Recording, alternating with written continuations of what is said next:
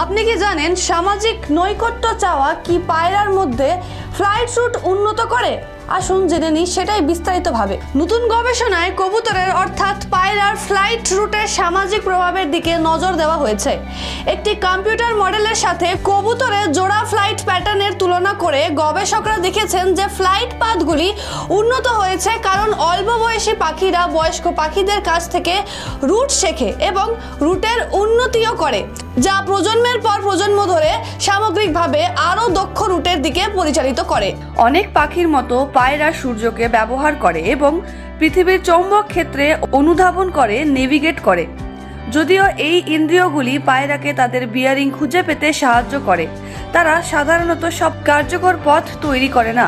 গবেষকরা কবুতরের ফ্লাইট ডেটাকে একটি কম্পিউটার মডেলের সাথে তুলনা করেছেন, যা 4টি প্রধান কারণকে অগ্রাধিকার দেয়। এই 4টি কারণ ন্যূনতম জ্ঞানের সাথে একটি ফ্লাইট পথ বেছে নেওয়ার ক্ষেত্রে কি জড়িত থাকতে পারে তা উপস্থাপন করে, যার মধ্যে রয়েছে লক্ষ্যের দিক, পাখির অবস্তরীণ ক্যাম্পাসের প্রতিনিধিত্ব করে, অন্য কবুতরের সন্নিধ্য, মনে রাখা রুট এবং সাধারণ সামঞ্জস্য, যেহেতু পাখিদের অনিয়মিত বাঁক নেওয়ার সম্ভাবনা নেই।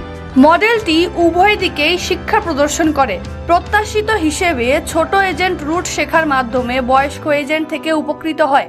যাই হোক, এটিও দেখায় যে বয়স্ক এজেন্ট ছোট এজেন্ট থেকে উপকৃত হয়, যেহেতু অল্প বয়স্ক এজেন্টরা একটি অভ্যন্তরীণ রুট অনুসরণ করছে না, তাই তারা চূড়ান্ত গন্তব্যের দিকে বেশি মনোযোগী। দুটির মধ্যে সামাজিক নৈকট্যের জন্য এজেন্টদের আকাঙ্ক্ষা এই ভারসাম্য বজায় রাখে, যা সামগ্রিকভাবে আরও দক্ষ পথের দিকে পরিচালিত করে।